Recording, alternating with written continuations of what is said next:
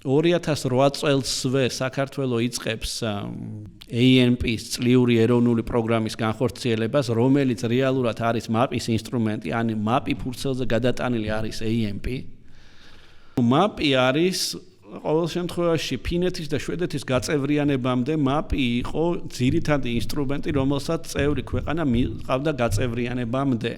ეს არის ინსტრუმენტი, რომელიც შექმნილია იმისთვის, რომ 1, 2, 3 თუ რამდენი წელიც გრძელდება, ქვეყანა მოამზადოს, ანუ დაეხმაროს ქვეყანას იმისთვის, რათა დააკმაყოფილოს სტანდარტები.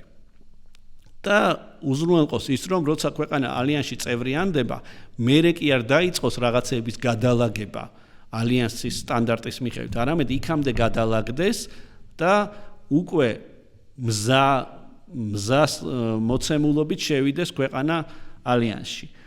ამის პრაქტიკული ინსტრუმენტი არის ANP, წლიური ეროვნული პროგრამა.